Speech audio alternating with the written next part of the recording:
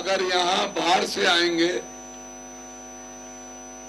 तो आप एक रेलवे अंडरब्रिज देखेंगे। यहां आने जाने में लोगों को बहुत दिक्कत होती थी। वो रेलवे अंडरब्रिज जो बारापुले से आता है और सराय काले खान नंगली गांव में जाता है, वो हमने बनवाया, मेरी मम्मी ने और मैंने। आज लोग उसकी फैसिलिटी लेते हैं, उसका फायदा उठाते हैं। अफसोस ये है कि जब से हम यहां नहीं हैं, नए लोग आ गए हैं, जब से उधर रोज पानी बहता है।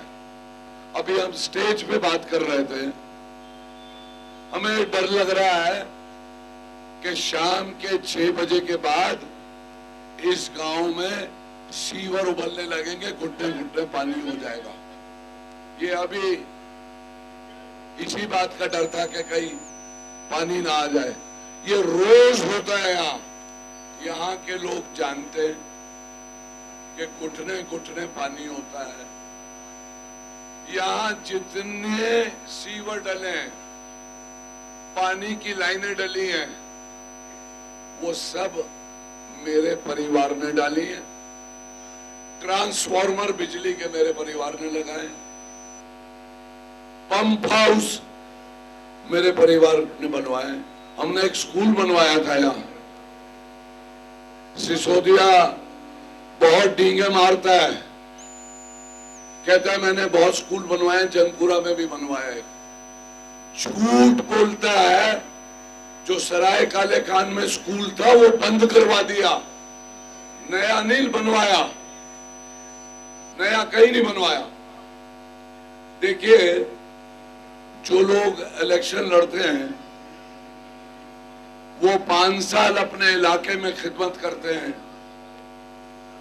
और उसके बाद अगर उन्होंने काम किया हुआ हो तो 5 साल के बाद इलाके में आते हैं अपना रिपोर्ट कार्ड लेके और ये कहते हैं कि साहब मैंने आपका काम किया है, अब मुझे वोट दो, मुझे मेरा मेहनताना दो। इस शख्स ने अगर काम किया होता पड़पड़गंज में तो वहां से क्यों भागता? भाग के आया यहां क्योंकि वहां हार पक्की थी, 100% हार था। हारेंगे तो यहां पे भी। हम सब जितने इलेक्टेड लोग हैं, हमें फंड मिलता है एरिया डेवलपमेंट के लिए, जिससे हम मूलभूत सुविधाएं देते हैं लोगों को। इनके 6 करोड़ रुपए वो लैप्स हो गए, इस्तेमाल नहीं किया। अगर इस्तेमाल करते तो पड़पड़गंज की जनता को कुछ तो सुविधा मिलती। जो यहाँ के मौजूदा एमएलए हैं परवीन कुमार, उनके भी 6 करोड़ रुपए लैप्स हो गए। मैं शर्तिया तौर पे कहता हूं, 10 साल वो यहां से एमएलए रह चुका है, कम से कम 80% लोग तो उसका चेहरा भी नहीं जानते। जानते हो आप लोग उसका चेहरा? आया नहीं। देखिए, दिल्ली के बहुत से मसाइल हैं, उबलते हुए सीवर हैं, बहती हुई गंदी बरसाती नालियां हैं। 5 मिनट बारिश हो जाए तो ऐसा लगता है सैलाब आ गया। पानी है नहीं, आता है तो गंदा पानी आता है। मैं ईस्ट निजामुद्दीन में रहता हूँ, लोग कहते हैं बड़ी अच्छी कॉलोनी है। हफ्ते में 2 दिन हमारे यहाँ पे भी पानी नहीं आता। जब शिकायत करो तो ये कहते हैं कि सोनिया विहार का प्लांट खराब है। अब पता नहीं कैसा प्लांट है, हफ्ते में 2 दिन बीमार रहता है। इसी गांव में सड़क पार मेरी मम्मी ने एक यूजीसी बनवाया था जिसमें गंगा वाटर आता था। याद है आप लोगों को? आता था या नहीं आता था? अब गंगा वाटर तो छोड़िए, सीवर के साथ मिक्स आता है, गंदगी आती है। कहा था लोकपाल बिल लाऊंगा, केजरीवाल ने कहा है लोकपाल बिल। शायद वो पहला ऐसा मुख्यमंत्री है या नेता है हिंदुस्तान में जिसने गलत बयानी पे सबसे ज्यादा कोर्ट में जाके माफी मांगी है, सबसे ज्यादा बारी गया। एक नया तरीका निकाल दिया लोगों को गुमराह करने का। कहा साहब हम 200 यूनिट बिजली के फ्री देते हैं। अब अगर 200 यूनिट की जगह आपका 220 यूनिट आता है, तो अगर 200 मुफ्त है तो कायदे से आपको 20 यूनिट का ही पैसा देना चाहिए। 20 यूनिट का नहीं लेता, पूरे 220 का लेता है। पानी के बिल कांग्रेस के जमाने में, यहां हमारे बुजुर्ग बैठे, पहले तो आते ही नहीं थे। जब आते थे तो 200-300 रुपए के बिल आते थे। आज हजारों रुपए के पानी के बिल आ रहे हैं। ये कहा पार्लियामेंट के इलेक्शन में कि मैं महिलाओं को 1100 रुपए दूंगा सितंबर के महीने तक। 1100 रुपए आए नहीं। दिसंबर में ये कह दिया कि साहब मैं 2100 रुपए दूंगा। पर कब दूंगा? इलेक्शन जीतने के बाद। 15 दिन पहले तक उसकी सरकार थी। अगर वो महिलाओं को कोई राहत पहुंचाने की मूड में होता तो वो पैसे दे सकता था। वो भी जानता है, सिसोदिया भी जानता है कि दोनों को इलेक्शन के बाद जेल जाना है, क्योंकि ईडी ने सैंक्शन कर दिया उनको जेल भेजने के। तो मान लीजिए आपने गलती की और सिसोदिया को आपने इलेक्ट कर दिया, तो क्या आप अपनी अर्जी, अपने प्रॉब्लम्स लेके तिहाड़ जाएंगे? कहां जाएंगे आप? हम तो आपके पड़ोस में रहते हैं, जब मर्जी हमारे घर आ जाओ। अभी भी अगर किसी की दुकान इस गांव में सील होती है, बिल्डिंग सील होती है, मैं किसी पोस्ट पे नहीं हूं, तो मेरे पास ही आते, मैं ही काम करता हूँ। गाँव वाले बैठे, कोई बता दे कि किसका काम नहीं करता। एक आदमी बता दे मेरे पास आया हो, मैं उसका काम नहीं करता। हर जगह झूठ बोलना, सुबह शाम झूठ बोलना। जैसे मिलिटेंट्स होते हैं ना कि यहां गोली चलाई, उसके बाद मिलिट्री जब यहां गई तो वहां भाग के गोली चला दी। ये सुबह शाम इनका काम है। पंजाब में सरकार है, 1000 रुपए महिलाओं को वायदा किया था, आज 3 साल हो गए, एक भी महिला को एक पैसा भी नहीं मिला। अब इसकी जगह कांग्रेस की बात करिए। अगर आप लोगों ने कांग्रेस की सरकार बनवा दी तो कांग्रेस आपके लिए कुछ सौगात लेके आई है। हर महिला को 2500 रुपए, गैस का सिलेंडर 500 रुपए में,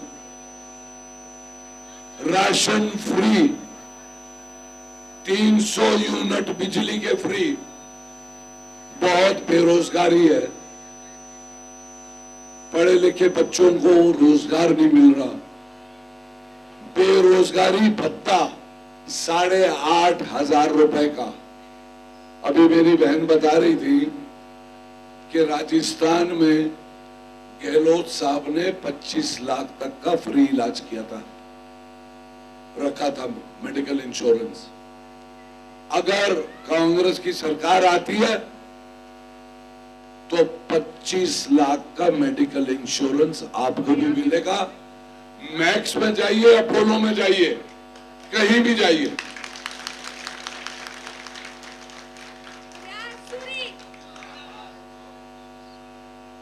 अच्छा साहब, एक आदमी की तो कहानी मैंने आपको सुना दी, उसकी थोड़ी और उसकी कहानी में इजाफा करते हैं। ये आम आदमी पार्टी ये कह के आई थी कि गरीबों की पार्टी है, भ्रष्टाचार खत्म कर देगी। सबसे बड़ा भ्रष्टाचार दारू के स्कैंडल में किया, आप सब लोग जानते हो। गरीब पार्टी का कैंडिडेट पंजाब से 2000 आदमी लेके आया है। अब जब आदमी बाहर के आए हुए हैं तो उनको आपने कहीं ठहराना भी है, खाने को भी देना है, नाश्ता भी देना है। तो इस गरीब पार्टी के पास जरा सोचिए पैसा कहां से आया। वो पैसा वही है जो शराब के स्कैंडल में कमाया है। ऐसे ही लोगों को गुमराह करते हैं, किसी जगह सच नहीं बोलते, हर जगह अफरा तफरी फैलाते। कोरोना के टाइम में इन्होंने और केंद्रीय सरकार ने दिल्ली वालों को अपने हाल पे छोड़ दिया। हजारों लोग दिल्ली से अपने गांव पैदल गए हैं और जो रास्ते में गुजर गए उनका अंतिम संस्कार भी ठीक तरह नहीं हो पाया। टायर लेके लकड़ी की जगह उन्हें जला दिया। तो ये बात आप लोग क्यों भूल रहे हैं? चलिए, एक बारी आप उनकी बात में आ गए, दूसरी बारी आपने उनको मौका दे दिया। अब तो उनका पर्दाफाश हो गया है, अब उनको हटाइए। टाइम आ गया उनको हटाने का। शीला दीक्षित जैसी दिल्ली अगर आप चाहते हैं, अगर आप चाहते हैं कि दिल्ली में तरक्की हो, डेवलपमेंट हो, साफ सुथरी हो, आप सम्मान से और सुरक्षा से अपनी जिंदगी व्यतीत करें, तो कांग्रेस का हाथ थामिए। कांग्रेस ही एक ऐसी पार्टी है जो सबको साथ लेके चलती है। ये तो बात हो गई केजरीवाल साहब की। दूसरे साहब के बारे में तो आप बहुत अच्छी तरह जानते हैं। पाला कांग्रेस ने, सब कुछ दिया कांग्रेस ने। हम जितने लोग राजनीति में हैं, हमारा मानना होता है कि हमारी दो माएं हैं, एक जिसने जन्म दिया और दूसरी पार्टी होती है। तो जो आदमी अपनी पार्टी से यानी कि अपनी मां से गद्दारी करता है, उससे आप क्या उम्मीद रखते हैं? पता नहीं सराय काले खान में सरकारी जमीन कितनी बची है, जो थोड़ी बहुत बची होगी उस पर भी कब्जा कर लेगा, उसका रिकॉर्ड ही है। कोई बिल्डिंग नहीं बना पाएगा। यहां जो लोग स्टेज पे हैं या जो ओपनली बात कर रहे हैं, रात को उनके घर पे फोन जाएगा, गाली बकी जाएगी, धमकाया जाएगा, शराब ऑफर की जाएगी, पैसे ऑफर किए जाएंगे। नहीं, काले खान में नहीं चलता, पता तो आसपास के लोग ये चौधरियों का गांव है, वो क्या चौधराट दिखाएगा यार।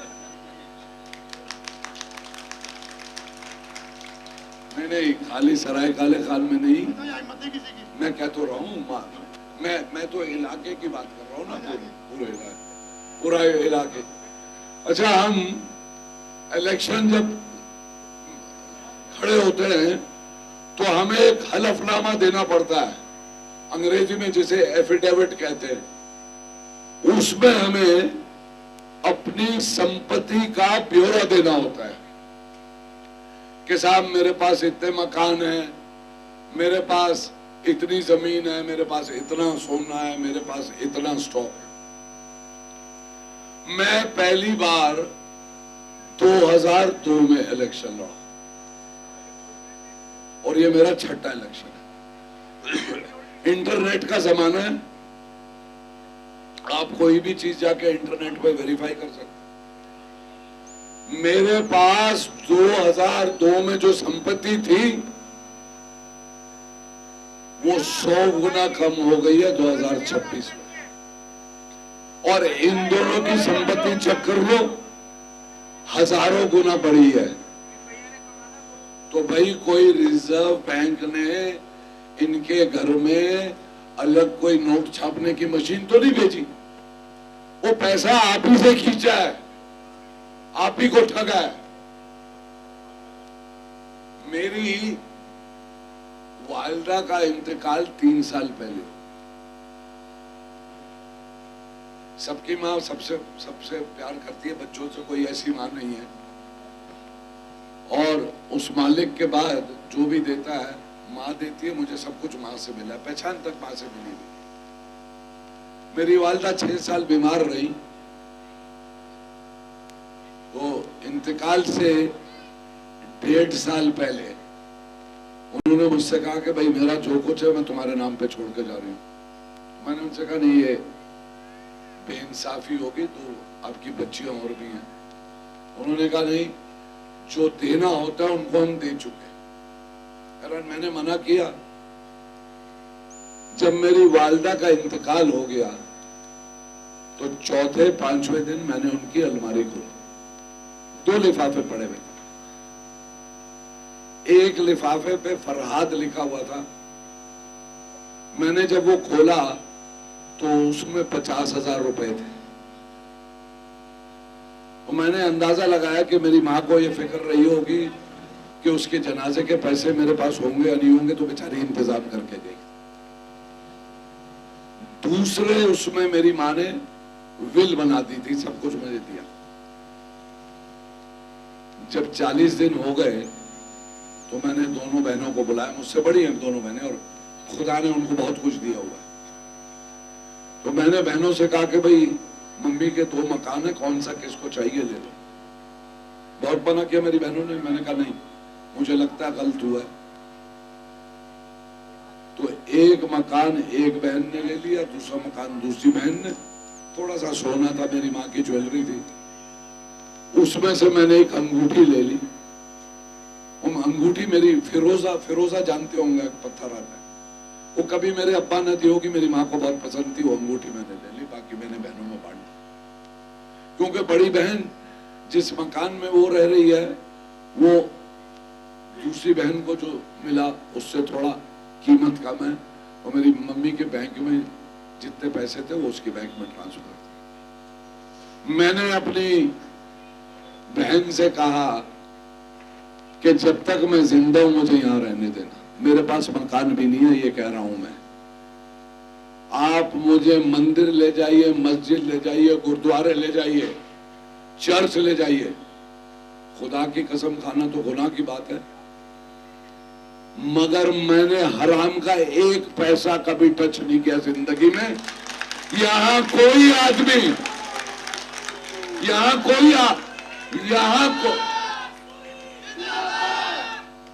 कोई आदमी कह दे कि मैंने कभी उससे कुछ लिया, मैं अभी इलेक्शन से विड्रॉ कर दूंगा।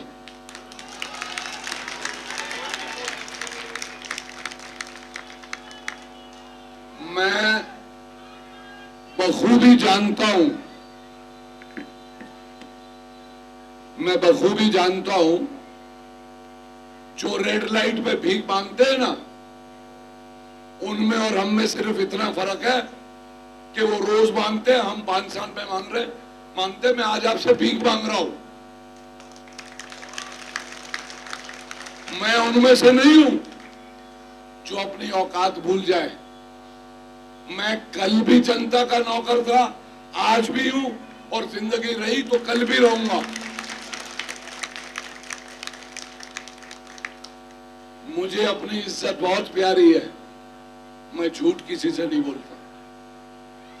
मैं बाकी नेताओं की तरह नहीं हूं कि झूठे वायदे कर दिए और फिर उस कॉलोनी से कन्नी काट ली कि कोई ना कोई चिपक जाएगा, परेशान करेगा। लोगों ने फैसला लिया, जो फैसला लोग लेंगे, इज्जत और जिल्लत उस मालिक के हाथ में, हार जीत उसके हाथ में। कोई किसी के किस्मत के आगे ना एक नुक्ता लगा सकता है ना काट सकता है, मगर जो लोग साथ देंगे, जो लोग ईमानदारी से काम करते हैं, मैं उनका सारी उम्र मशकूर रहूंगा।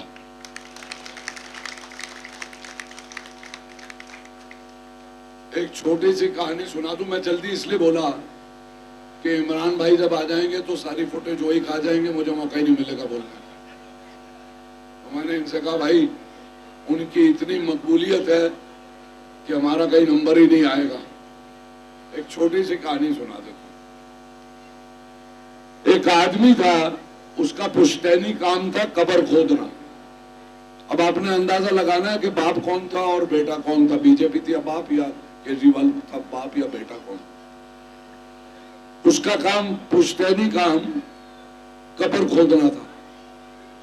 अब आसपास 5-7 गांव में एक ही कब्रिस्तान था और वही कब्र खोदता था। जैसे हम पंचपीरान जाए तो गुलाम भाई के साथ ही गुलामी करनी पड़ती है। तो वो क्या करता था कि जब लोग मैयत को दफना देते थे और जब चले जाते थे तो मौका देख के कफन का कपड़ा चुरा के बेच देता था। सबको पता था कि ये बेईमानी करता है, प्रूफ किसी के पास नहीं था।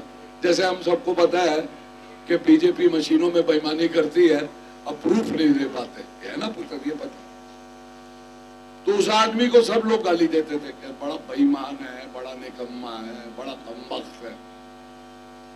अब जब उसका टाइम आ गया दुनिया से जाने का, तो उसने अपने बेटे को बुलाया, बोला बेटा अब तो मेरा वक्त आ गया है, मेरा पुश्तैनी काम है ये, अब ये काम तुमने देखना है। बेटा भी बदमाश था, उसने अपने बाप से कहा जाओ आराम से जाओ। बाप गुजर गया, काम बेटे के पास आ गया। अब बेटे ने, भाई लोगों का मरना जीना लगा रहता है। अब जब मैयत आती थी, बेटा दफन करता था, तो वो कफन का कपड़ा तो चुराता था, साथ में मुर्दे की नाक काट लेता था, कान काट लेता, कभी सोने का दांत निकाल देता था। तो 6 महीने बाद लोगों ने कहना शुरू करा कि अल्लाह बख्शे इसका बाप बड़ा अच्छा आदमी था, सिर्फ कफन का कपड़ा चुराता था। तो आप ये अंदाजा आप लगा लो, बाप कौन है बीजेपी और बेटा कौन है आप पार्टी। एक मौका दीजिए। इस गांव में हमने काम किया है, इस गांव को हम अपना गांव समझते हैं, इधर के लोगों को हम अपना लोग समझते हैं। एक मौका दीजिए। जुआ खेलना बुरी बात है, मगर तजुर्बा करना कोई बुरी बात नहीं है। अगर आपने पूरे जोश और खरोश से बिना वोट काटे अच्छी तादाद में मुझे वोट दे दिए तो मैं इंशाल्लाह जीत के आ रहा हूं।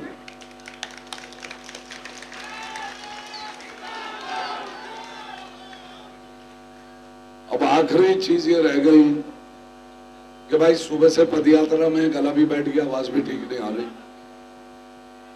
अब ये हाथ उठा के बता दो कि मुझे कौन कौन वोट कर रहा है, जल्दी से बता दो। इधर वाले भी कर रहे हैं।